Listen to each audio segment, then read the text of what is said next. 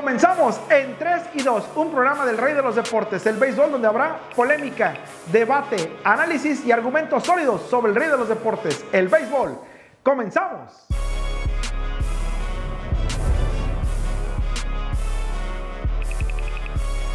Esto es 3 y 2, el programa de análisis, de polémica y de mucho debate del rey de los deportes del béisbol. Los saluda con mucho gusto a Tachi Morales. Tenemos invitados a Fernando Ballesteros y al profesor Oscar Parra. Fer, ¿cómo te va? Muy bien, estimado Tachi. México presenta bajas importantes a solo unos días de arrancar el Clásico Mundial 2026. Gracias, Fer. Profesor Oscar Parra, un gusto saludarlo.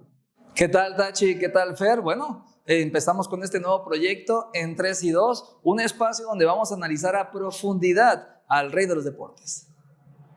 De esto y más estaremos platicando este día en este primer programa, y si les parece, vámonos con el tema del Clásico Mundial de Béisbol, el roster que ha presentado México, ya sin cambios para iniciar esta nueva edición 2026 ante el equipo de la Gran Bretaña. Como lanzadores aparece Javier Assad, Brennan Bernardino, Alex Carrillo, Daniel Duarte, Robert García, Luis Castelli, Andrés Muñoz, Sammy Natera Jr., Gerardo Reyes, Taiwan Walker, Víctor Bornik, Alexander Armente, Jesús Cruz y Roel Ramírez. Como catchers son dos los que aparecen, Alejandro Kirk y Alexis Wilson. Infielder, Jonathan Aranda, Nicky González, Joey Meneses, Joey Ortiz, Jared Serna, Robbie Telles, Luis Urias, Nacho Álvarez Jr., que se coló en último momento en un cambio por Ramón Urias, que se bajó de la selección. Y como jardineros, como fielder, Randy Arozarena, la gran figura y estrella de esta selección, Jarren Durán, Alejandro Osuna, Alec Thomas y Julián Ornelas. Es el roster de este equipo de la selección mexicana. México ya reveló este roster, y yo le pregunto a Fernando Ballesteros, ¿qué es lo que pesa más? ¿Estar en ligas menores o ser un estelar en México? Bueno, yo creo que podría ser una combinación de las dos cosas, Tachi. Me parece, yo he hecho algunas críticas en el sentido de que llevan demasiados jugadores de doble nacionalidad, alrededor de 13, 14, la mitad del roster, cuando en México creo que hay talento muy importante, pero sobre todo jugadores que están en ritmo, que acaban de terminar una serie del Caribe, jugadores que pueden hacer un gran papel. Ya ha quedado demostrado en anteriores ediciones del Clásico Mundial. Recordarán ustedes lo de Mario Valenzuela en el 2006 con una gran actuación, el mismo Pancho Campos, también en el 2013 Eduardo El Mosco Redondo, el veracruzano, que fue el mejor bateador de México contra todos los pronósticos por encima de Adrián González, etcétera, etcétera. Así que me parece que debería haber una combinación de jugadores mexicanos nativos de las ligas de México, un caso de David Reyes, me parece que por ahí también Mateo Gil, Carlos Sepúlveda merecieron una oportunidad ante las bajas recientes como la de Ramón Urias, el caso también de Dax Bradley, y yo creo que podrían haber sido tomados en cuenta, pero creo que Benjamín Gil no está mandando en esta selección. Creo que por ahí está influyendo Rodrigo López, está mandando también Jorge Campillo, así es de que yo creo que de alguna manera se están equivocando al marginar al pelotero nativo que juega en las ligas de nuestro país. Profesor Oscar Parra, ¿qué se prioriza en esta selección ahora que ya di a conocer el roster?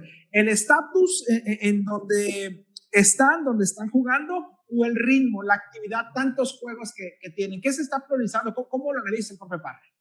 Bueno, evidentemente se está priorizando el estatus en demasía, ¿no? Aquí estamos hablando con esto, prácticamente todos los jugadores, por tener un cartel de estar en la gran carpa, sea en AAA, en AA o con algunas apariciones en las mismas grandes ligas, tienen un adquisitivo sobre los otros jugadores que están jugando únicamente pelota mexicana. Desde ahí yo sí creo que prácticamente se está tomando primero el cartel como profesional y posteriormente se está dejando lo que viene el timing. Estamos dejando de lado a grandes jugadores que ya mencionaba algunos, también Fernando Ballesteros, yo coincido con ellos, pero también dejamos fuera a un Amador que tuvo una tremenda temporada en la tercera base, el mismo Mateo Gil, el mismo Carlos Sepúlveda, que ya hemos estado analizando. Entonces yo sí creo que ahí sí hay un error en la visión. ¿En qué aspecto? No porque estén en la gran carpa, no por eso tienen que estar en el Clásico Mundial. Yo sí creo que deben de estar aquellos que vienen de una mejor temporada, de un mejor timing, de un mejor momento a la ofensiva, y sobre todo aquellos que también buscan extender su pues su recorrido profesional en este clásico, que creo que pudieran haber ayudado muchísimo a México en un torneo tan corto. Me llama la atención, Fer, lo que comentas sobre el punto que dices, que el manager, que Benjamín Gil, no tuvo mucho que ver en este armado de la selección. Ahora sí que explícanos o darnos más detalles sobre ese punto, porque al menos a mí sí me llama la atención. Él va a ser el manager, él va a mover sus piezas, conoce a los jugadores, tuvo la vara alta, dejó la vara alta de la edición pasada.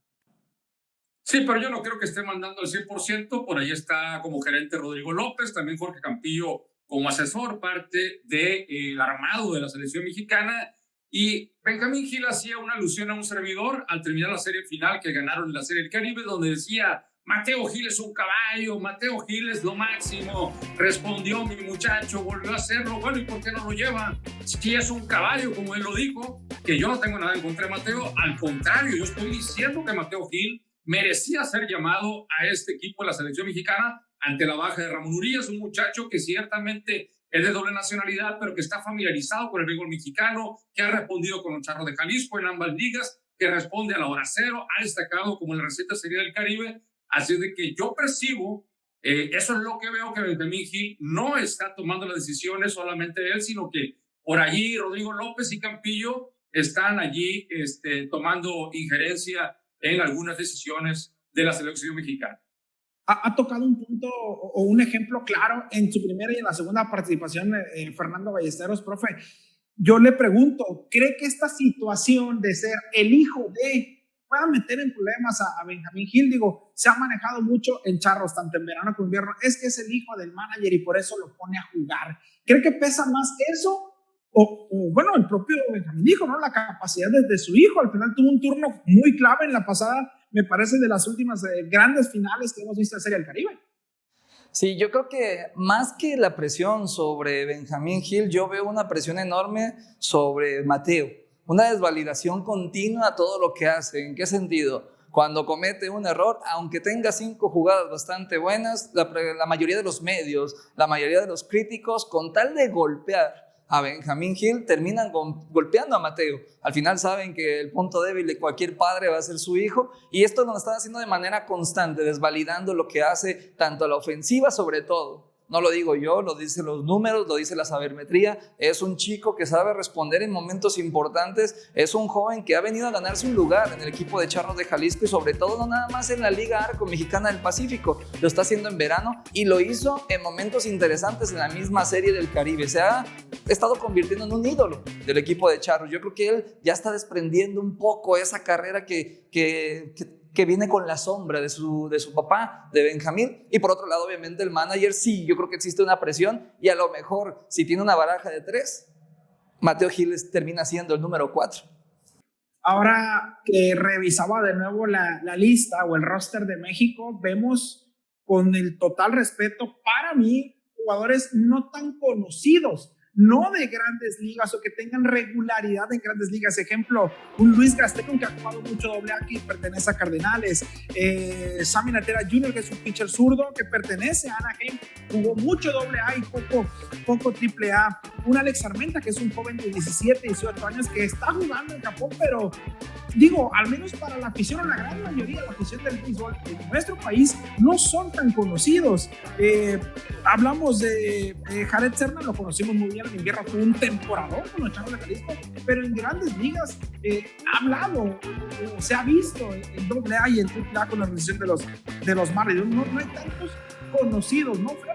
Sí, efectivamente, y Benjamín Gil ciertamente lleva algunos jugadores de Charros de Jalisco. Jared Serna, lleva también el caso de Jesús Cruz, por ahí, entre otros jugadores, como el caso de Alexis Wilson, que ciertamente no pertenece a los Charros, pero lo tuvo con Tomateros de Culiacán, lo llamaron ahora en el clásico pasado, 2023. De hecho, resolvió un juego contra Sudáfrica, conectó un imparable importante, y ahora, bueno, lo llaman nuevamente. Se quedó, por cierto, José Berto Félix, fuera de la selección mexicana.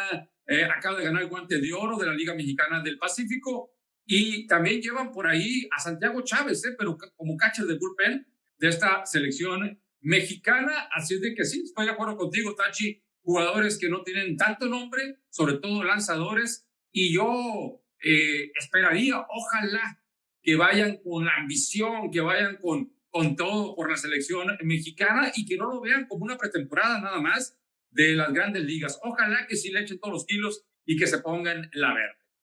Ya Fer nos se ha adelantado un tema que vamos a tocar más adelante, el tema de José Alberto Félix y el guante de oro. Profe, bueno, le voy a cuestionar esa misma situación, pero también vamos ahorita, después de su punto de vista, a hablar de la comparación que tenemos, por ejemplo, de lo que hablábamos del tema ritmo y el tema estatus, Romy Telles, que es un agente libre, y de Julián Morales, que es bicampeón en las dos ligas de verano en México. Adelante, profe. Sí, bueno, yo la verdad, si hacemos una comparación al tú por tú entre Rowdy Tellez y Julián Ornelas, pues yo prácticamente me inclino con Julián Ornelas. ¿Por qué? Por lo que viene jugando en el último año, ¿no? Es un pelotero mexicano que lleva 2 años únicamente conociendo ambiente de postemporada, ambiente de campeonatos, tanto en Liga de Verano como en Liga de Invierno. Ahora lo hizo también en la Serie del Caribe. Volvió a convertirse en un hombre importante con el bateo.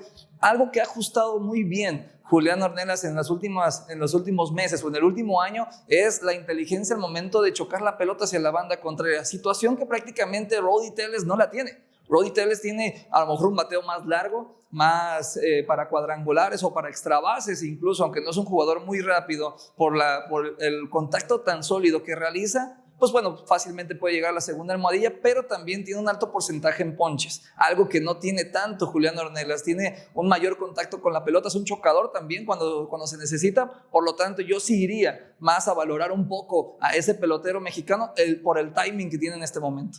Que es uno de los grandes ausentes, junto a otros, ¿no? Que, por ejemplo, Isaac Paredes, que en su momento se bajó, mucho se decía el tema del seguro, pero en sprint training al momento no ha tenido actividad.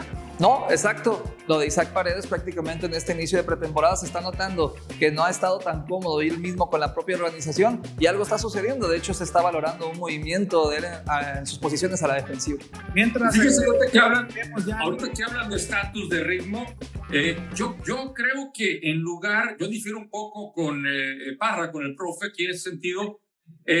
Ciertamente coincido en que Rowdy Tellez quizás lo llamaron de manera innecesaria a esta selección mexicana. No tenemos nada lo personal contra él, pero fuera de ritmo, un jugador que ha estado inconsistente en el último año con varios equipos, pero que además no corre, se envasa muy poco, se poncha demasiado, es solamente un bateador de poder. Sin embargo, yo en lugar de Rowdy Tellez me parece que hay que dar la oportunidad como titular a Alex Osuna, jugador de las Grandes Ligas de los Rangers de Texas, con un gran invierno, fue campeón con Charros. Y yo creo que Alex Osuna juega béisbol pequeño, de repente se va para la calle, es un jugador que está en la base, que posea. Me parece que él debería ser titular, incluso como designado, y yo dejaría como backup a Julián Ornelas, porque, bueno, los tres titulares del outfield están definidos, Durán, Thomas y Arozarena. Me gustaría mejor ver a Ornelas como backup y Alex Osuna jugando diariamente como titular, aunque fuera como designado, sobre todo para aprovechar sus piernas, su bat y esa intensidad en el terreno de juego. ¿Le tocaron la bola, profe? Tiene algo de razón Fernando Ballesteros, pero al final yo defiendo mi punto de vista. ¿En qué sentido? Sí, Alejandro Osuna es un chocador de pelota, tiene muy buen contacto tanto a la banda contraria y ha demostrado también poder hacia el jardín de la derecha, sabe sacar la pelota. Ha jugado como designado con el equipo de Texas, pero yo sí voy 100%. Si estamos hablando de designado, un designado que puede determinar un juego de pelota, que puede acabar un juego y sobre todo darle ventaja al equipo mexicano, Julián cumple con esas características. Yo veo más a Alex Osuna compitiendo por un lugar, sea para Randy Arozarena, para Alec Thomas y sobre todo para Jarren Durán. Si en algún momento les cuesta trabajo encontrar el contacto con la pelota, Alex Osuna seguramente va a venir a buscar una oportunidad, fildeando y también bateando como último en el orden. No quiero comprometer a los demás con armar su orden al bando. Mejor vamos a ver el grupo de México que va a estar o va a debutar contra Gran Bretaña. Y después vendrá ese duelo contra Brasil. Y por supuesto el juego más esperado, ¿no? Para los estadounidenses, la revancha por lo que ocurrió en la edición anterior. México ante Estados Unidos y termina esta fase de grupos ante Italia. Ya con estos puntos, ya con el roster en la mano, con lo que hemos hablado de Benjamín Gil, ¿a dónde va a llegar la selección mexicana, Fernando Ballesteros? Bueno, sería un rotundo fracaso, obviamente, si quedan fuera en la primera ronda. Haciendo una retrospectiva de lo que ha sido México en los clásicos mundiales, récord de 11-13 en sus 5 participaciones, me llama mucho la atención que en las 5 ediciones pasadas México ha perdido el primer juego del Clásico Mundial y contra equipos que en el papel no deberían haberle ganado a México. En el 2006 cayó con Estados Unidos, bueno, ahí sí, el Dream Team era favorito. En el 2009 perdieron contra Australia, 17-7 los apalearon en el Foro Sol, el estadio desaparecido. En el 2013 cayeron con Italia en aquel juego, aquella edición de la polémica contra Canadá, que hubo por ahí golpes en aquella eliminación. 2017 vuelven a perder contra Italia en el estadio de Los Charros, ahí con Roberto Zuna falló la 9ª entrada, le anotaron 5 carreras. Y en el pasado clásico 2023 en Phoenix perdieron contra Colombia y ese juego lo abrió Julio Urias, cayeron en 10 entradas. Y bueno, los últimos 3 juegos, los últimos 3 juegos inaugurales para México perdieron en la última entrada, pero sí, ojalá se quiten ya esa jetatura de perder el primer juego ahora contra Gran Bretaña. Vamos a ver, deben de ganar y yo creo, Tachi y Parra, que México se va a jugar su clasificación a la segunda ronda en ese juego contra Italia el miércoles 11, porque Italia ha sido el coco de México, tiene récord de 2-0 en el Clásico Mundial, y Estados Unidos, fíjese lo que son las cosas, tiene marca de 1-3 contra México. Fer, me estás extendiendo, pero a mí dime en concreto, ¿a dónde va a llegar? O sea, ¿me estás dando a entender que se va a quedar en la primera ronda México? No, para nada.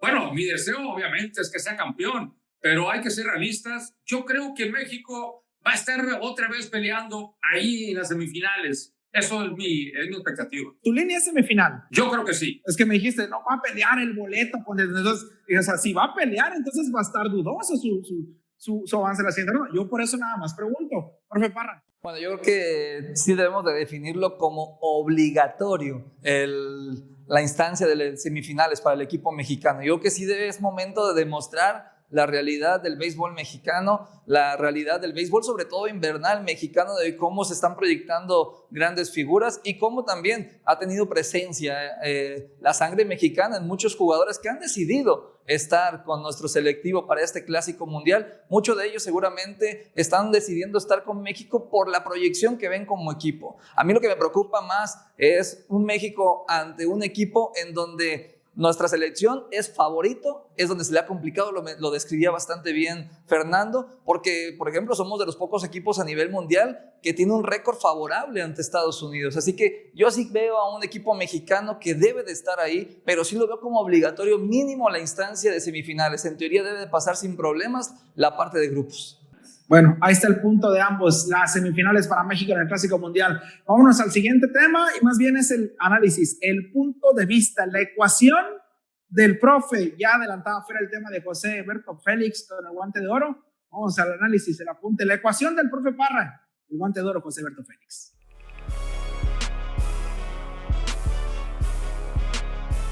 Bienvenidos a su segmento favorito, la ecuación del profe en 3 y 2. Vamos a analizar el guante de oro José Eberto Félix como receptor de la Liga Arco Mexicana del Pacífico en esta temporada 2025-2026. José Eberto Félix hizo algo impresionante para el equipo de Jaguares. ¿En qué sentido? Tras la lesión de Ricardo Valenzuela, prácticamente asumió el rol de líder del día a día para el equipo de Jaguares. Estuvo en 54 juegos en la temporada con un impresionante porcentaje de fildeo de .997.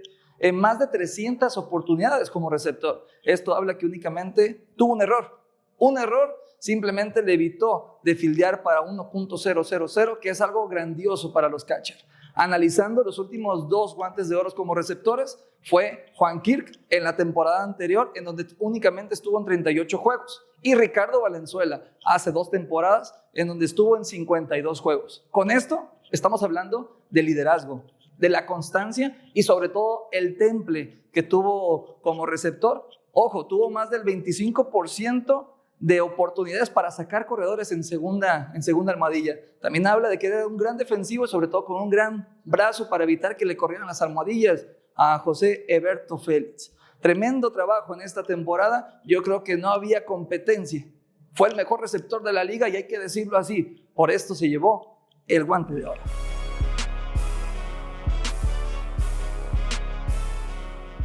Ahí está la ecuación del profe Parra con el tema de José Berto Félix. Estuvo cerca Jaguares, ¿no? De jugadores de Jaguares que estuvieron cerca en el tema de guante de oro. Hablaba yo de Sepúlveda en la segunda base, Rice en el izquierdo, Villarreal jugando en el derecho, ¿no? Sí, bueno, estamos hablando de una cuestión que fue notable en el equipo de Jaguares de Nayarit con defensivos bastante destacados, ¿no? Estuvo Jacob Rinesmith, estuvo Randy Romero y también la Flecha Villarreal en el derecho. Yo la verdad sí veía a la Flecha Villarreal como un guante de oro porque la verdad se notaba cómo los corredores prácticamente no le corrían las almohadillas. Sabemos que el criterio es el porcentaje de fildeo en las oportunidades que va a tener en la temporada, pero también un factor interesante debe de ser cómo un jardinero derecho disminuye el corrido de las almohadillas, sobre todo por su brazo. No se diga la velocidad, tiene una gran lectura sobre las líneas, hizo grandes atrapadones. Yo creo que Brandon Villarreal estuvo prácticamente a nada de llevarse el guante de oro. Y bueno, Randy Romero, recordemos, inició siendo habitual, posteriormente bajó la cantidad de turnos por juego, pero sin duda es un tremendo defensivo. Ahora que mencionaba Sepúlveda y que lo dijo Fer, que voy con él, con Fernando Ballesteros, el tema de Sepúlveda, ¿tú crees, Fer, que tendría cabida Sepúlveda en esta selección o en este roster de México como segunda base? Yo creo que tenía merecimientos con esa baja de Ramón Urias. Creo que se pudo haber hecho algún ajuste. Estaba para mí entre Rodolfo Amador, Mateo Gil y Carlos Sepúlveda, porque en un momento dado Luis Urias también ha jugado a la tercera base en las Grandes Ligas y ha sido un guante de polendas. Ha sido, creo que haciendo ese ajuste de Urias, el hermano de Ramón, a la tercera base, por ahí quedaba Nick González en segunda, en el short el caso de Joey Ortiz, y me parece que Carlos Sepúlveda como backup ahí en el infield, como suplente, pudo haber sido llamado. Un jugador que tuvo un gran invierno, es el campeón más de la Liga Mexicana con los Diablos Rojos de México, también brilló en Venezuela con los Navegantes de Magallanes, por ahí llegó a la final, tuvo que dejar el equipo para jugar con México, perde en la Serie del Caribe, donde también lució con los Tomateros de Culiacán. Así de que yo creo que un jugador rápido en las bases, un jugador con gran guante, que choca muy bien la bola, que posea, me parece que tenía cabida en el equipo de Benjamín. No hacer menos a Nacho Álvarez Jr., pero regresando al tema de lo que yo cuestionaba, no es tan un nombre muy conocido, ¿no? Con la afición mexicana, profe.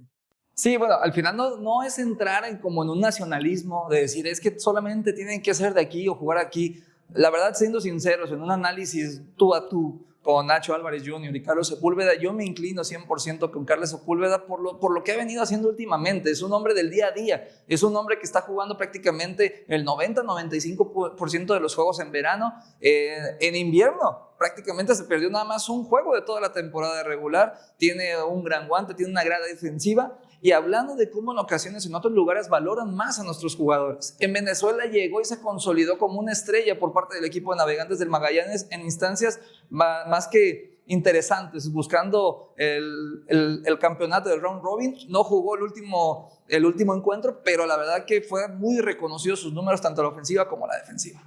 Fer, y que además Sepúlveda, con tu sección, además Sepúlveda sabe jugar. Adelante, Tachi. No, te escuchamos, perdón, adelante. Sí, Sepúlveda sabe jugar bajo presión porque con los Diablos Rojos del México envió a la banca a Robinson Cano. Bueno, como bateador designado se quedó como segunda base titular. No es cualquier cosa para que haya tomado el lugar en el campo de Robinson Cano en la capital con un equipo como los Diablos Rojos. Eso habla muy bien de Sepúlveda. Sí, que puede jugar segunda base, que incluso puede jugar el shortstop que lo hizo en Venezuela. Yo aquí la cuestión sería, Fer, será, y digo, me queda en la mente esto de lo que dijiste de Benjamín Gil, que parece que él no lo armó tanto esta selección. ¿Será que Rodrigo López es que no viene a los juegos de verano, no está atento a los juegos de lo que pasa en la liga de béisbol de verano o en la de invierno para no darse cuenta con el tema de Sepúlveda y se enfoca mucho más en los prospectos o en los jugadores que están en AA, en AAA? Puede ser. Recordar que él trabaja como analista de los D-backs de Arizona en las Grandes Ligas, en radio junto con Oscar el Buki Soria. Estamos metidos en el béisbol de Estados Unidos. No sé si hay un malinchismo, realmente no lo sé, la verdad, qué pena, lamentable, porque ha quedado demostrado en anteriores clásicos que el ritmo cuenta muchísimo, la gente que va con ganas, que se pone la camiseta. El mejor ejemplo es el Mosco Redondo, jugador de la LMB, jugador de la LMP, en aquella época destacando con los algodoneros de Guasave. Y bueno, batió alrededor de los 500, macaneó por ahí a a Dickey, al jugador, al nudillero de las grandes ligas por los Mets de Nueva York en aquel entonces, y lució mejor que Adrián González, que todas las figuras que llevaba México. Así de que yo creo que en este caso sí merecían una oportunidad jugadores como Carlos Sepúlveda. Me recuerda también el caso en la primera edición de México, Luis Carlos García, un tremendo jardinero que en su momento lo conocimos en el verano con los Tigres, en ese entonces de Puebla, y también con los Rojos del Águila, que era de los mexicanos, o que tenía actividad en el verano y que destacó entre los jugadores con la mayoría de esa primera edición que participó en el Clásico Mundial. La mirada de Fernando Ballesteros, su análisis, el punto de vista. México va a debutar contra Gran Bretaña en el Clásico Mundial este 6 de marzo, y esta es la mirada de Fernando Ballesteros.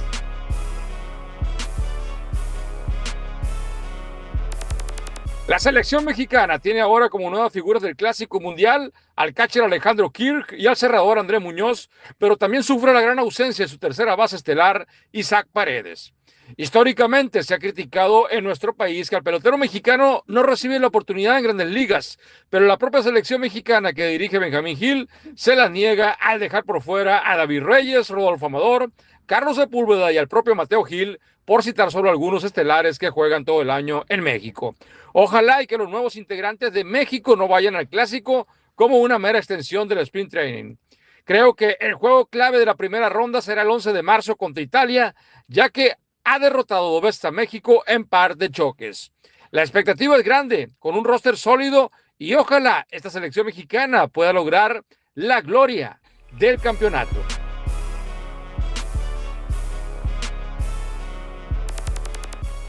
Ahí está la mirada crítica de Fernando Ballesteros con el tema de México y el Clásico Mundial. Ya nos vamos a despedir, pero antes de esto tengo una invitación para que la gente en Nayarit venga al Estadio Coloso del Pacífico a partir del 6 de marzo, que debuta México en el Clásico Mundial en esta edición 2026.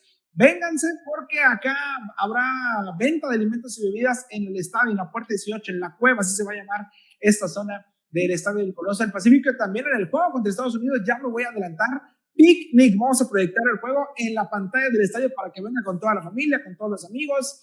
Decimos en Veracruz con toda la flota, pero bueno, toda la afición Nayarita, vénganse al Coloso. Tengo que sacar lo mío porque si no, no soy yo.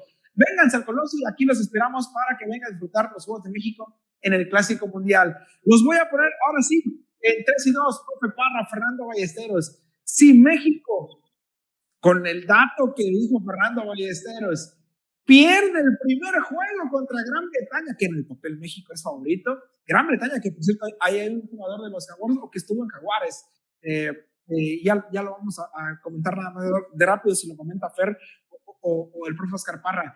Si pierde México el primer juego, ¿cuál sería el botón de pánico? ¿Qué hacer para su siguiente duelo, que es contra Brasil? Adelante, Fer.